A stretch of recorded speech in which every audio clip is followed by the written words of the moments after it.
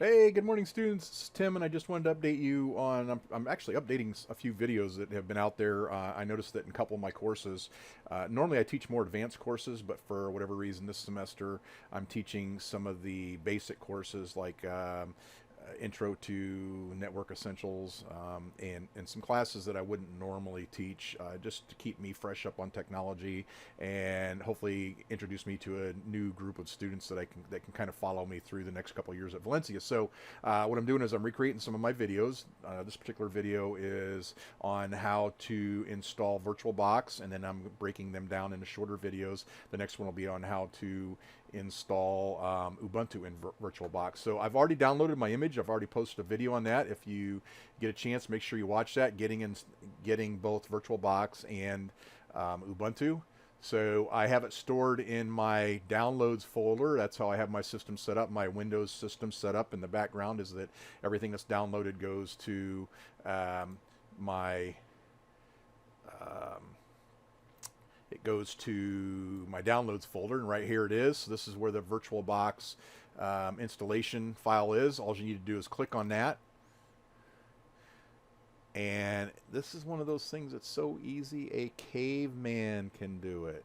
All right, so it'll come up, it'll pop up, it'll say Windows Installer.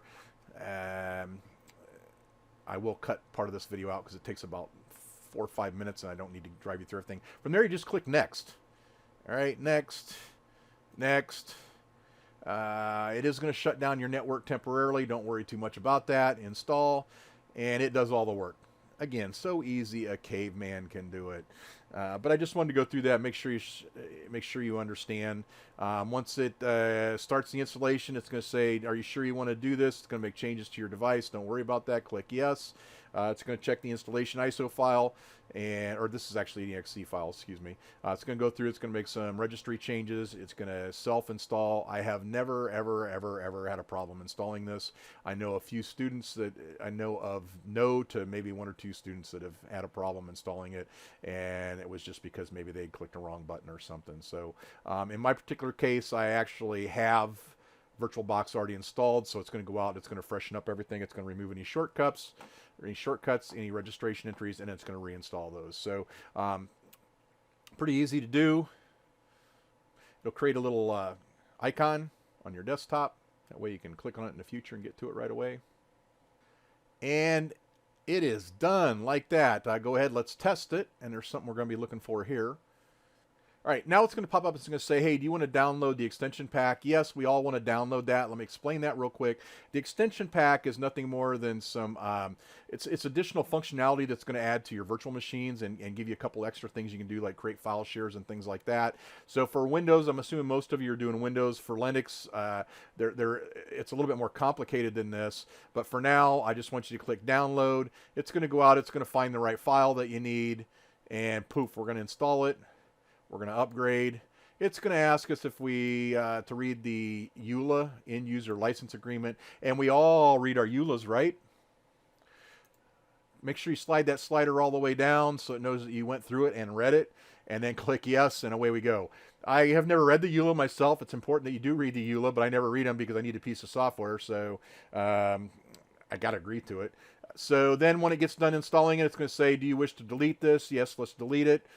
And delete, and away it goes, and now it's gone. Now what you should pop up with is a screen that looks something like this, and as you can see, virtual machines that I had created previously are all in there already. They're saved in the background, so as you go through and you update it, if you go in here and you click on VirtualBox like 2 or 3 weeks from now, and they have updated the software, it'll ask you, do you want to download the latest update? I do suggest that you do that. It'll make you go through this whole procedure again, but anything that you've already created will be in the background, so it's there for you to see and use.